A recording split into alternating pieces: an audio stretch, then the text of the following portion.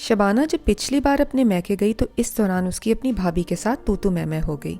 اگرچہ اس کی بھابھی نے اس وقت غلط فہمی دور کرنے کی بہت کوشش کی، لیکن شبانہ نے یہ بات اپنے دل میں رکھ لی اور روتی دھوتی اپنے گھر واپس آ گئی۔ کچھ دن گزرے، شبانہ کا غصہ کچھ کم ہوا تو اسے احساس ہوا کہ اس نے اپنی بھابھی کو کچھ زیادہ ہی سنا دی تھی۔ یہی وہ بھابھی تھی جس نے ماں باپ کے مرنے کے بعد شبانہ کو پڑھایا، لکھایا اور جیون ساتھی کے طور پر اس کے لیے ایک اچھے آدمی کا انتخاب کیا۔ ایسے میں ایک چھوٹی سی غلط فہمی نے دونوں نند بھابھی کے رشتے میں ایک درار ڈال دی۔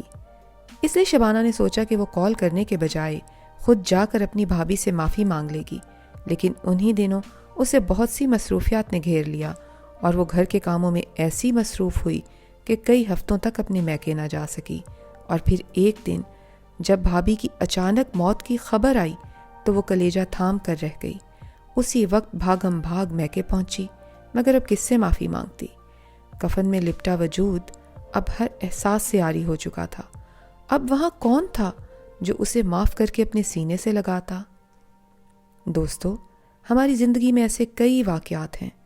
اب بھی ہم میں سے کئی ایسے لوگ ہوں گے جو خطا کر کے اپنے کیے پر پشیمان تو ہوں گے، مگر معافی مانگنے کے لیے کسی مناسب موقع کے انتظار میں ہیں۔ دراصل یہ ہمارے معاشرے کی ایک بہت پرانی سوچ ہے کہ جب انسان عمر کے آخری حصے کو پہنچ جاتا ہے تو وہ مرنے سے چند گھنٹے پہلے سب سے معافی مانگ کر پاک صاف ہو جاتا ہے۔